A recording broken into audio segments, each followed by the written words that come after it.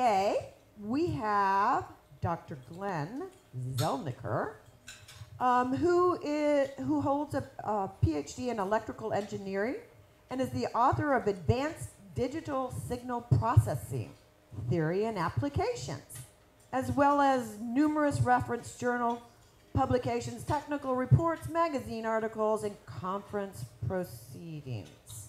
Glenn holds multiple patents pertaining to signal processing hardware and software. He was founder and CEO of Z Systems, a company specializing audio signal processing equipment for the recording and broadcast industry, with clients such as Ford, Apple, the Vatican, Smithsonian, Dolby Labs, etc., etc. Did you know that? Did you know that? Okay.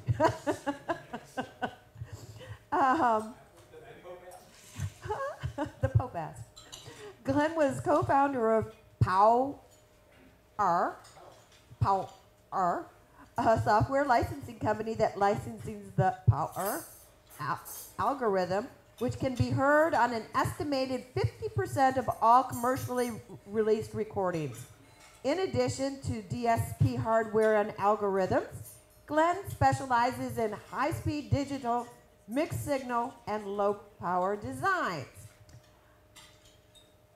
So now I'm going to tell you a little bit about Mark Tanner, whom I've known for a long, long time, and actually assisted in the creation of the GAIN website way back when Richard Allen was chairman of GAIN. So Mark graduated cum laude from Yale with a double major in music and computer science. He has led active musical and computer careers and was among the first internet programmers starting in 1978. He worked for IBM and Schlumberger before starting his own business. He has provided clients with a broad spectrum of services ranging from embedded systems to computer forensics. With over 30 years of internet experience, he now specializes in web-based application architecture and development. He created the HighMarks reporting system used by High Green Inc. in hospitals nationwide. He is VP of Information Architecture at Exhale Inc. and the chairman of Emergent Growth Fund 2, a Gainesville-based angel investor fund, of which I am quite familiar with. And then we, of course, have Richard Allen, who is the CEO and partner in Synogen. They are a fund that supports startups. They invest in startups, not just here in Gainesville, but other places. And a great friend and mentor to me over the years as well. Richard was the past chairman of Emergent Growth Fund 1. And then he passed the baton on to me there. So I seem to be, there is a theme. What am I going to be doing next? So I'm going to bring up Glenn and Mark, and they're going to tell you about BluAzu. It is a company that's developed and is launching Scout into the consumer market. Nearly 3 years in development, Scout is a small, lightweight, and incredibly powerful GPS. So, yeah, it's great to be here. And so I'm going to launch this thing and kind of give you a little bit of additional background on how we got started with Scout. Glenn and I go back to Sabine years. Those of you who know Sabine here in town, I think it was 1991, 1992. At Sabine, we were entering into the digital audio processing arena, and we were trying to get, I think at that time, feedback controllers and some active audio equipment in place. And as part of that, especially back in the early 90s, you would hit glitch after glitch after glitch, problem after problem, challenge after challenge. Glenn came in, I think at that time he was just maybe 2 or 3 years out of his PhD, and he was our whiz-bang young engineer. He could fix everything. No matter what the problem was, he would fix it. And then after a few years, I moved on, got in the medical technology space. Glenn moved on to all of that long list of things that Lee told you about.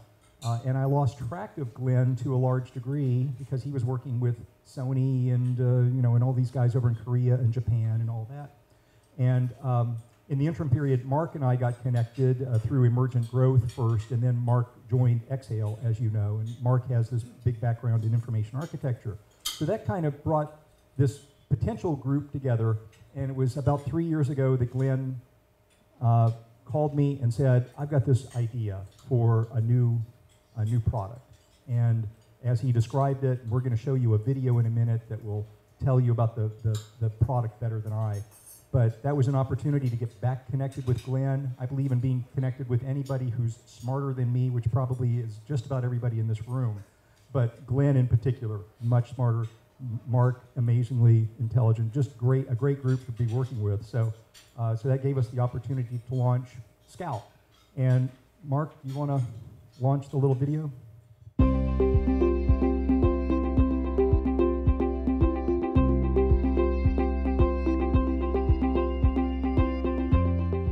I'm Angela with Scout. Scout is this amazing little device that uses satellite GPS, Bluetooth, and cell towers so it can report its location to you all the time, anytime, 24/7. You can put it in your child's backpack or pocket and you'll know where they are all the time. You can even put it on your dog's collar and it will notify you immediately if your dog has left your property. Bye, Fido. The Scout mobile app and websites let you create safe zones and danger zones on a map. And if Scout ever enters a danger zone or leaves a safe zone, you get an immediate notification. And when you get that notice, you click on the app and you'll see your child or your dog or your loved one moving on the map in real time. So they're always protected. Where are they going? And the cost? The first 4 months is only $35, which includes everything. And after that, it's just $9.95 a month. And there's no contract, no wireless plan that you need to commit to. It's just $9.95 a month. Scout works all the time, and you can count on it. We didn't just pull off-the-shelf parts to build Scout.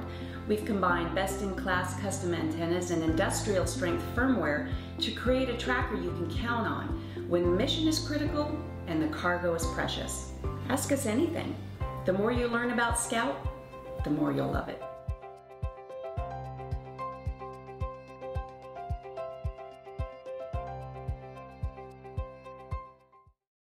So, as I said, we just launched our Kickstarter site yesterday afternoon, and so if you go to Kickstarter and you just put in Scout in projects, you'll come up with our site.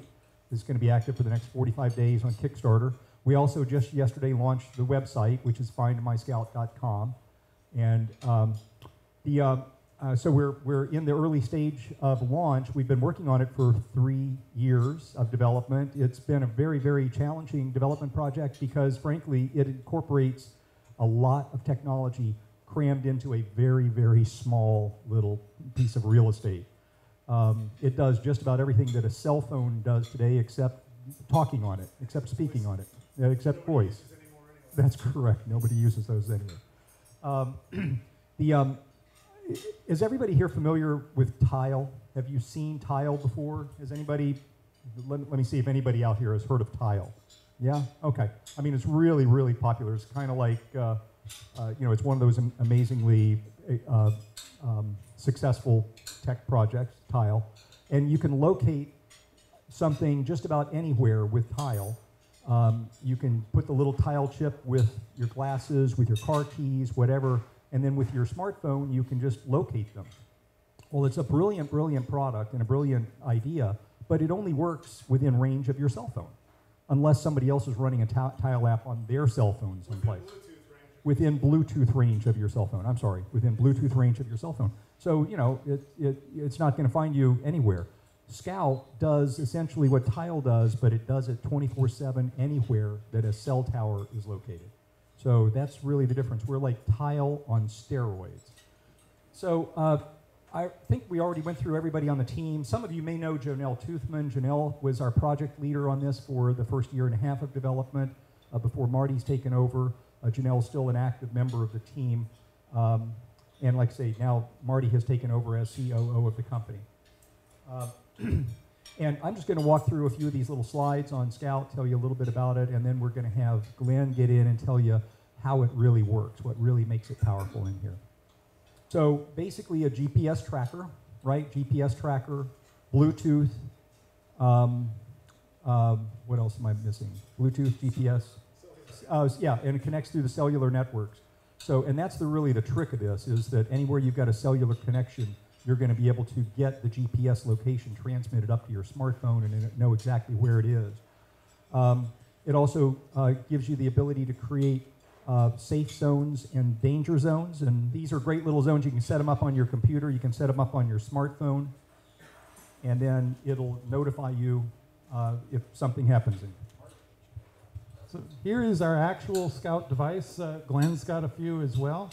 I'll hand it around so that you can feel how light it is. The rubber band is just there because we didn't want to actually weld it closed just yet. We're still in development. Imagine, how many of you have lost your dog at least temporarily or wondered where he'd gotten to? And how much would you have liked to know exactly where your dog was at that moment? We've all had animals run away for periods of time. Sometimes they come back, sometimes they don't. We kind of rely on the microchips, and maybe somebody will find your dog and take him to the vet. Oh, and then you'll get a phone call. With this, if you put this on your dog's collar, you'll be able to know immediately exactly where your dog is at the current moment, and then you can go find him. Dogs and pets are a really good application for this. It's cheap, it's pretty much indestructible, so that you can put it on the dog's collar, they can go swimming, everything. You'll know exactly where they are. Children, the same thing. We always worry about our kids. We want to know where they are. Where are they? Did they go to their friend's home after school, or maybe they went somewhere else? Or maybe if they walked to school, did they get there? Sometimes we don't know these things for a long time. In Florida recently seems to have been quite a rash of people leaving their child in the car while they go in and work. This way you would know. You'd be able to know exactly where your Scout is at any given time. How many of you have had your luggage lost in the airplane travels of today? And, you're trying to get good information from the airlines on where it is, forget it. If you put one of these in your luggage, you'll be able to know exactly where it is. Anywhere in the world. I travel quite extensively internationally. We have tested this on a number of systems in Europe and Asia, and Morocco as well, so 3 or 4 continents so far. It works anywhere in the world that GPS is everywhere, but wherever the cell phones exist. And so, you put one of these in your luggage, and you'll be able to keep track of your luggage. What if you're sending something very important by mail? The same thing. You could put this in your mail. The number of uses that we have for this device are really kind of limited by your imagination. We keep track. You can set up every recorded position that's ever come in. We'll know, so we can get a whole history of where the device has been, if that's something that you want. You can also set how often it reports to save your battery life. You could have it report every minute, so you really know where it is. But then your battery's not going to last as long. You could then otherwise just set it to the maximum battery mode and only push a button on your app that says, tell me where it is right now. Then you might just do that once a day or something, depending on what you're trying to track. Can you go to the safe zones? Thank you. I think one of the coolest things that we can set up here is the concept of either safety zones or danger zones. Basically, a safety zone and the danger zone are the same thing, just the inverse. So if you want to know if your child or your dog has left the backyard, you could set up a safety zone, kind of like an electric fence around your backyard. And the minute the Scout leaves that zone, you'll get a push alert from the app that will say your Scout has left the safety zone that you defined. You can set up all sorts of safety zones.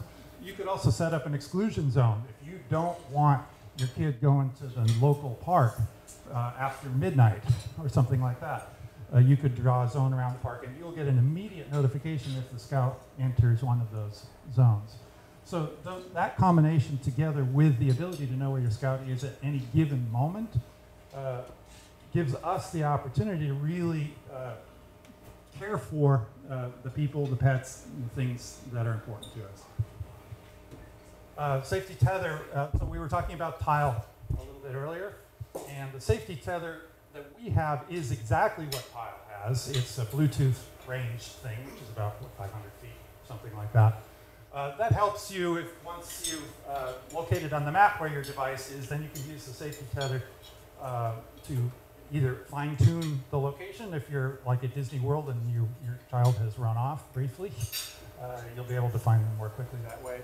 Or if they get more than 50 feet away from you, you'll get an immediate alert as well. And those are features that other products have. What differentiates us, of course, is the ability to do this anywhere. Now, I guess it's Gwen's turn to tell us how the magic happens. So, yeah, how's that? Okay, so as both Mark and Richard have mentioned, we use both Bluetooth and GPS.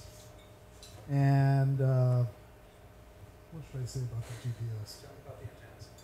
So one of the most challenging elements of doing this design was designing good antennas that work all the time under all conditions. If you take a look at similar devices, for example, if you go to Amazon.com and look at reports that people have about different tracking devices that they purchased, you'll find that for units that have a fair number of users, that the reviews are split almost dead even between 5 stars and 1 star. The issue being that for some people they work, for others they never work. And this is due almost entirely to the behavior of the antennas. We have, in our device, we have a number of antennas. We have a cellular antenna, a GPS antenna, and a Bluetooth antenna. And there are a number of challenges designing coexisting antenna systems that have to live in a very small device very close to one another. There's some limits imposed by physics and some limits imposed by the cleverness of the engineer. And the problem, as I was able to analyze it from most of the devices that are not well received by people, I guess pun intended, is the antenna performance. So we spent a tremendous amount of time, I guess a good 2 years or so, on the design of the custom antenna systems and ran them through the gauntlet, through torture testing, and came out the other end intact. And I'm quite happy to report that I believe that we have best-in-class antenna performance across all the different systems that we have in the unit. So, can you explain what makes antennas different from one another? In a layman's terms.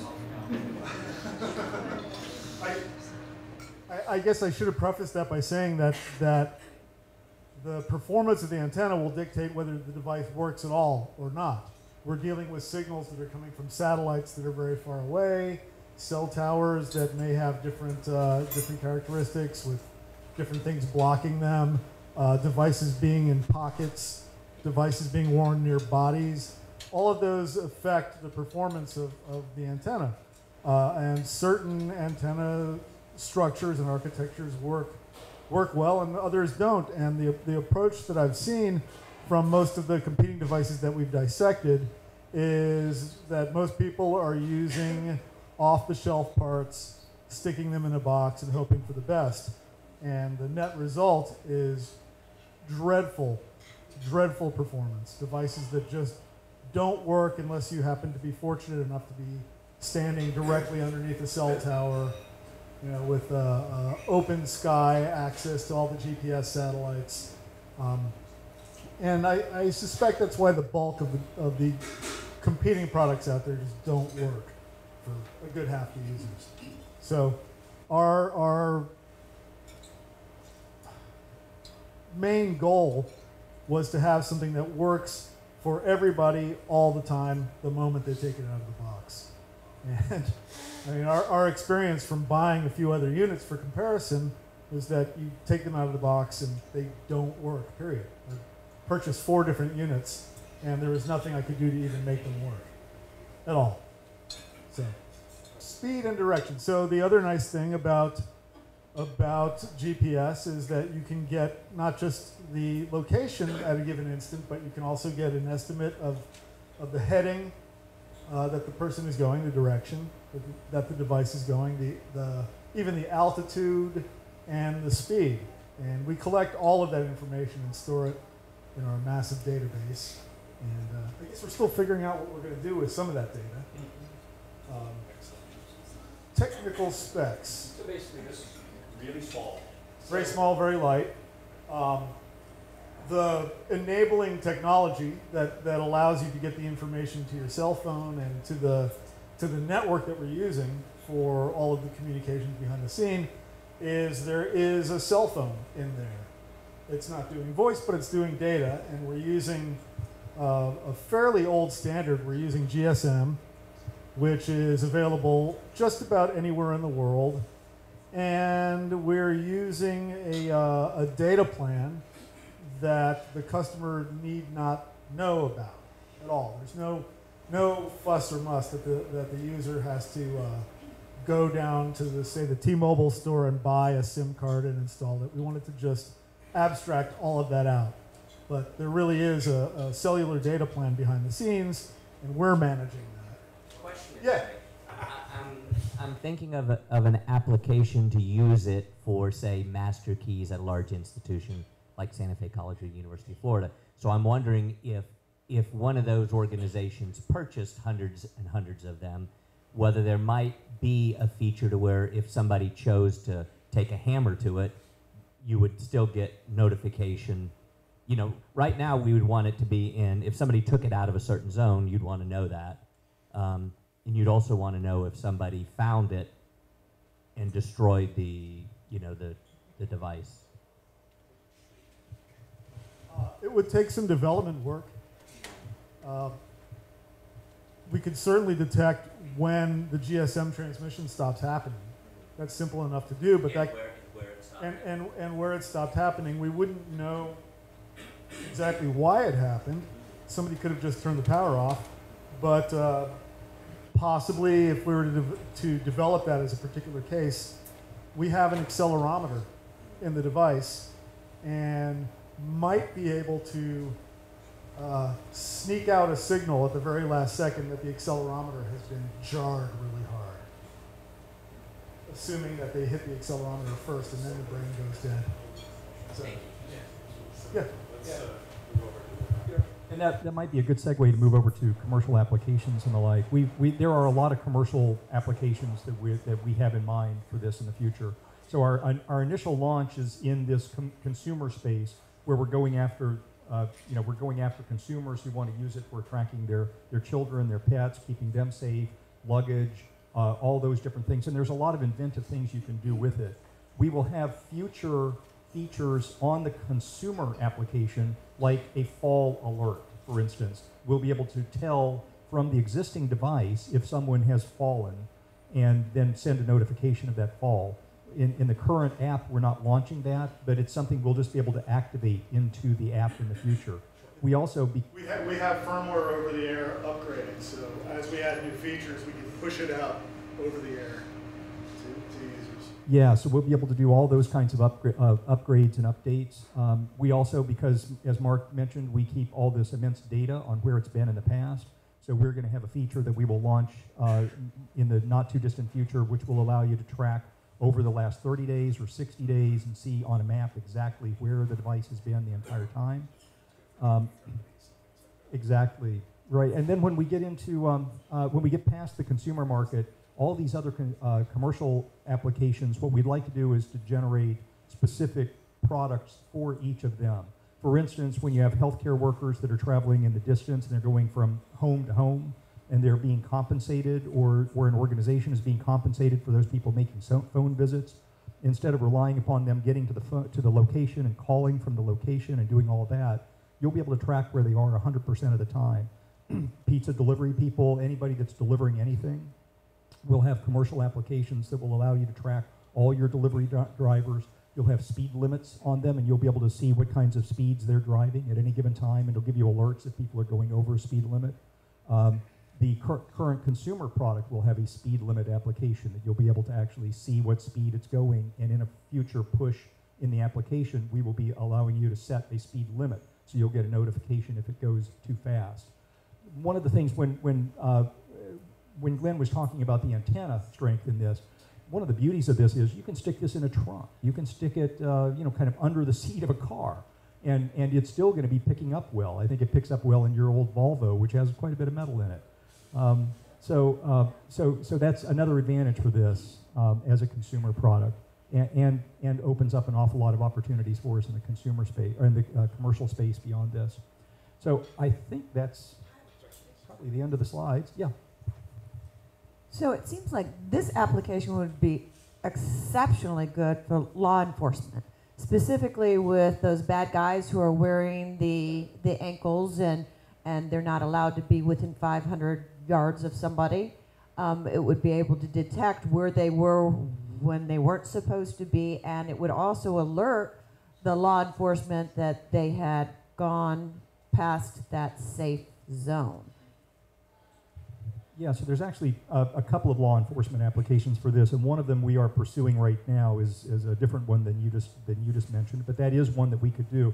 We could integrate with some of the companies that already make those ankle bracelets and the like, and simply integrate our technology into those ankle bracelets in a way that gives you a much, much better and more dependable way of tracking exactly where they are and creating those safe zones and danger zones. So you would be, the parole personnel would be notified immediately if somebody were in an area that they weren't supposed to be.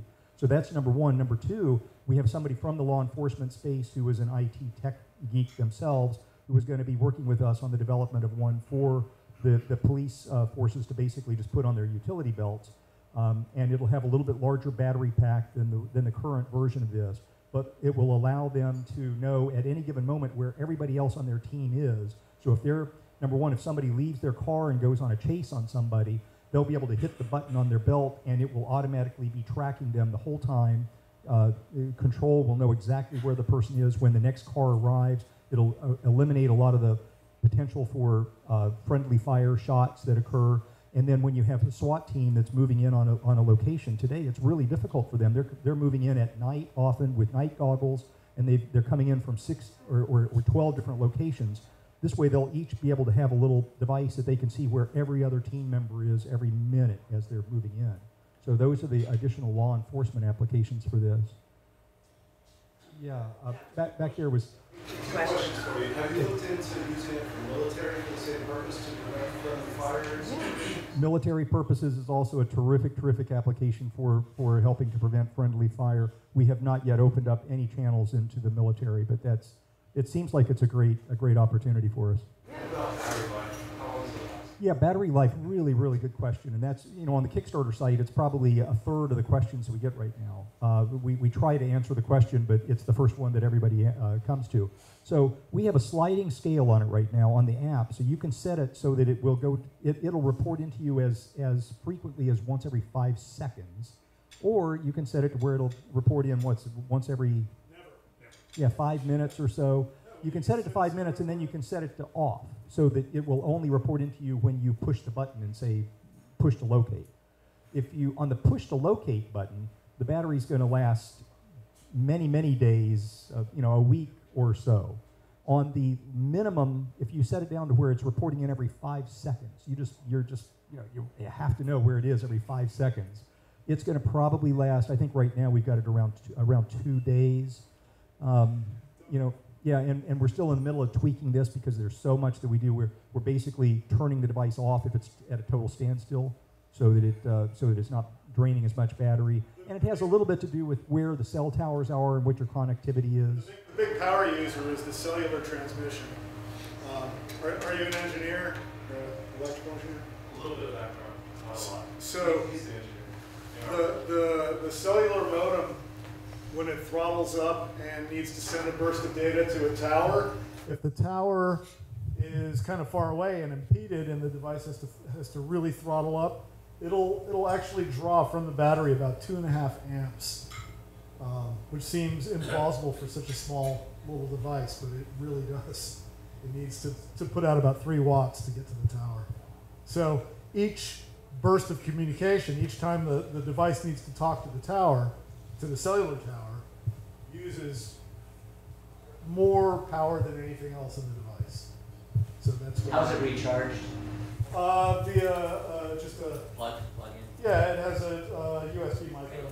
Just like Yeah, Can the battery be replaced? doesn't need to. It's rechargeable. How long does it take? We could set it up so that it only takes about an hour to charge, but there is some inherent spookiness about lithium-ion batteries that when you stress them 1 in a million times, they catch on fire. So we slow charge it, and it's about 4 hours to charge. You mentioned GSM. Is that universal across all carriers, AT&T, Verizon? I mean, No. is there anything that GSM, any place GSM does not use? Yeah, absolutely. Parts of South Dakota,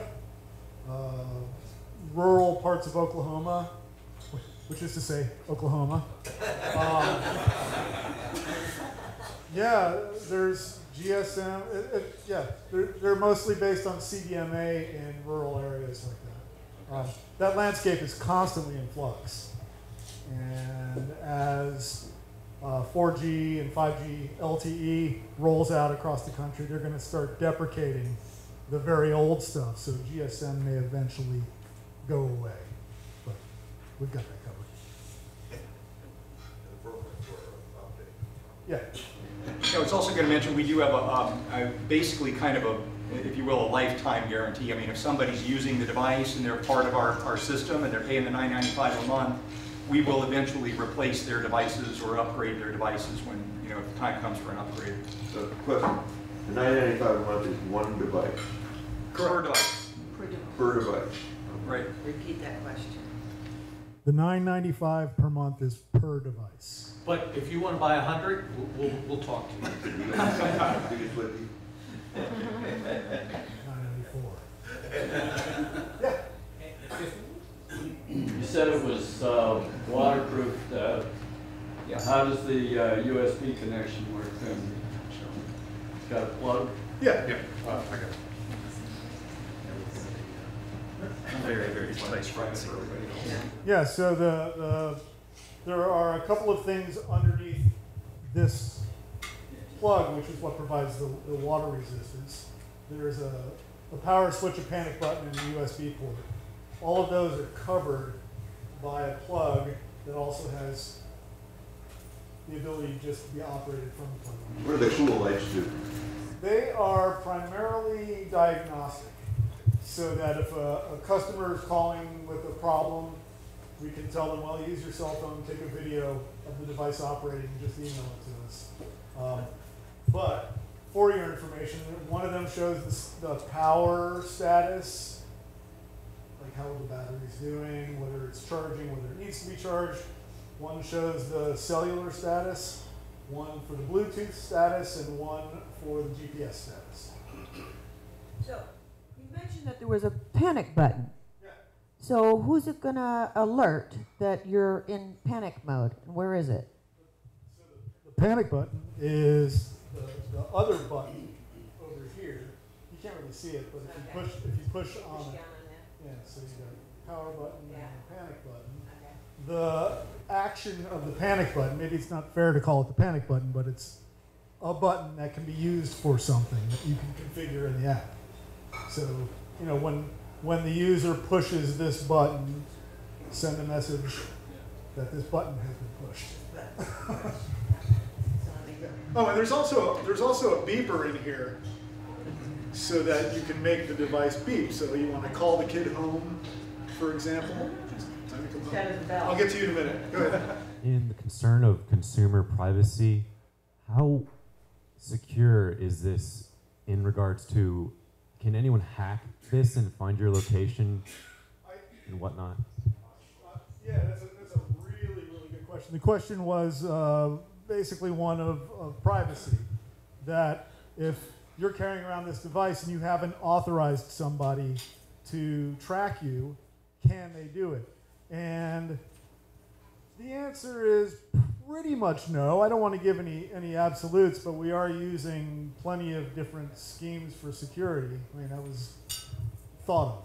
We built from the very beginning with an eye to that security and privacy, because we wouldn't even be able to sell into the police markets or especially the military markets. One of our developers has been in the security business for about 30 years, also, and really knows how to do quite good industrial strength security. Whoops. Wait, I'm giving it to somebody who's been begging for a while. I was wondering if you can tell me whether you anticipate that this could replace things such as barcodes, RFID, beacons, other types of technologies that are used to track. That's what my business is involved in, among other things. And I have a customer who's interested, for instance, in tracking large numbers of animals. Large numbers of what? Animals. I'm wondering if this is, for instance, scalable in terms of how many can be tracked at once. It's certainly scalable, yes. That goes without saying, but it may be overkill if you're just trying to replace an RFID tag, which is a fairly inexpensive and kind of passive thing. This is, you know, a sledgehammer compared to an RFID tag. Okay, right now. Yeah. Oops. I know your question had more parts to it. We could certainly talk in person. Will you open you can have an API that people can use to actually communicate with it and use it? Another good question. And Yes, the entire thing has been built on an API. That's the question. Was there a software API into our app so that other developers could build on our framework? And the answer is that we built that from the very beginning with that potential. It's much better to build frameworks and let other people do all the hard work.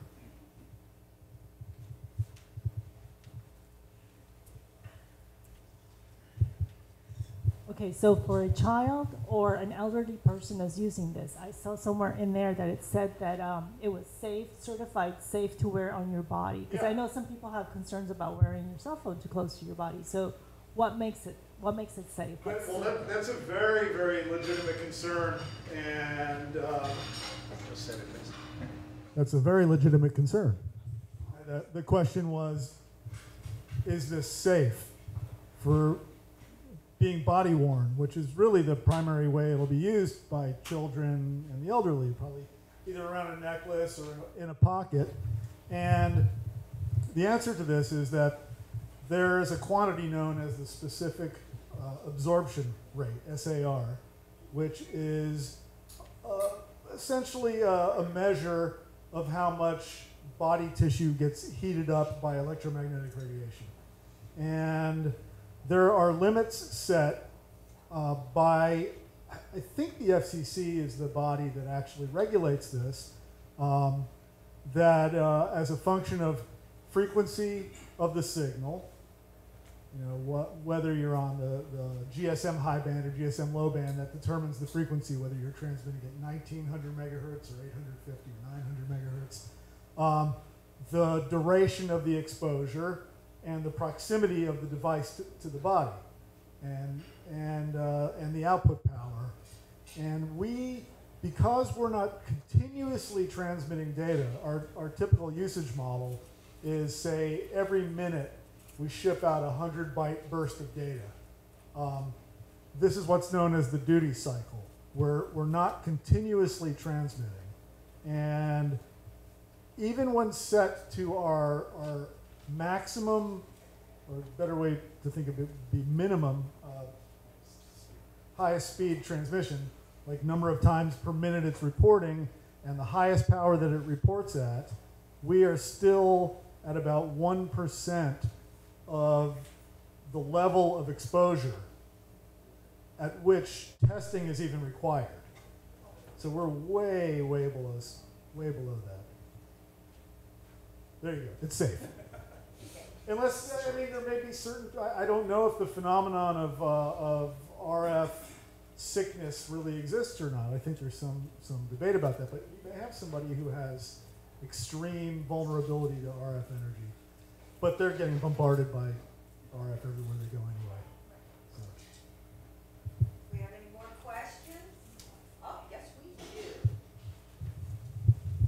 so I certainly see the value of tracking children and elderly and things like that. My kids have had a cell phone expressly for that purpose, and the deal is I'll pay for your cell phone if you leave the tracking thing on. But related to the privacy concern, I don't have that agreement with my spouse. But certainly, if a spouse were concerned about the location of their, are there any rules currently about slipping a device in someone's pocket? I don't think there are. I don't think they are. I would use a variant. Personal ethics. I would use a variant on the NRA's creed, which is that trackers don't track people, people track people.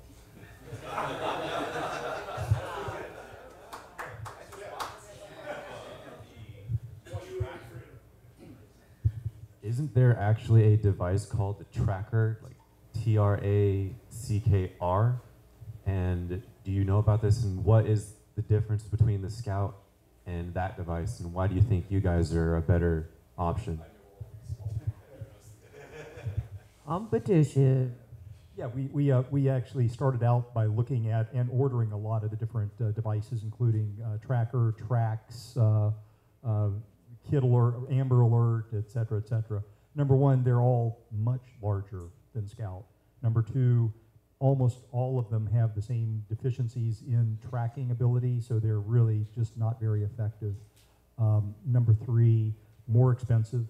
The average of those guys, I think the Tracker's probably on the 250 level, if I recall, $250. And then you sign a contract, and the contract is for 18 months.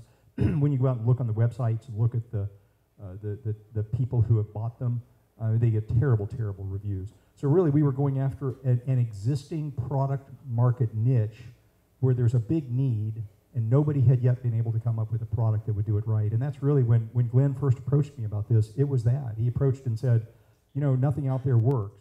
We can build something that'll really work, and if we build in all of the flexibility on the app side that this thing will empower, it will allow people to do so much more than the current product lines do. But at the same time, its primary feature needs to be easy to use, so easy that anybody can use it, so they don't have to dig through menus. If they don't want to be a sophisticated user and they just want to do the one thing, which is hit the button, find the kid, that's it. If I were to acquire one for my dog, who occasionally does get out of my yard, I think my concern would be, or I wonder how much larger would it need to be so that I didn't have to charge this thing every week or two? Repeat the question. Yeah. How much larger would the device need to be so that the dog usage case wouldn't require charging every day? Or if I adjusted the settings so that it wasn't sending me notifications every, if I only, when I got home and said, wow, he's not in the yard, could go find him, would that mean that it might last me a month? I don't think so. Okay. No. How big a dog are we talking about? 70 pounds. Yeah, maybe we could make a collar that's filled with lithium-ion goo. And then we're back to Eve's question, right? Which in my dog's case is not necessarily the worst thing. Yeah. If he keeps leaving the yard anyway. It's not a bad idea, really, for the dogs to come up with a collar that would include some of the battery in it, so that we could get a much bigger battery. Yeah. Would this be an improvement over something like LoJack? Yeah. Would this be an improvement over something like LoJack? Yeah. When we first envisioned it and the whole design process, we have looked at this as being better than LoJack. Better than LoJack because it's going to be at least as responsive in terms of tracking abilities, but it's going to be immensely cheaper than LoJack. So. One of the interesting things that people don't know about LoJack is that in order for LoJack to work in your area, it has to be turned on by your local police department. A lot of local police departments don't have the finances to turn it on, so LoJack won't work in those areas. I don't know if Gainesville's a on or off place for that. But either way, we would be a super cheap way of knowing where your car is. The police don't go looking for cars that have gone missing with LoJack. They just turn on their LoJack receiver as a matter of course, and then just while they're driving around, if a missing car happens to trip their LoJack detector, they can find it. But there's no way to actively go scanning for LoJack devices. Doug, don't you have that in your car and every once in a while you activate it and then you can't move for 10 minutes? I don't think that's, I don't know if that's what's causing it, but you're right, I do have a feature in my car that tells me it's time Maybe to it's shut your down. dog, maybe it's your dog in the back at you. Yes. One more question? I was wondering, how are you planning to go to market? Strictly over the web, personal sales, or reselling? How are you going to do it? Yeah, we're doing totally a web launch. We've got, it's based on social networking. This is for the consumer product alone. We will probably ultimately get into some of the Verizon stores and those kinds of things. I'm sorry, T-Mobile stores, and potentially Target or something like that. But we will, for the first year at least, we're going to be in total social networking side. We've got a group that basically goes out and does scrapes of all the social network sites, Twitter, Facebook, etc. They find anybody that's engaged in conversations about dogs, children, lost pets, and that kind of thing, and you get to then place the advertising directly to them. So all of that launches, I think, on Tuesday, next Tuesday. And the pre-order site is up, but at this point, we're only driving to, we won't actually start driving visitors to it until Tuesday.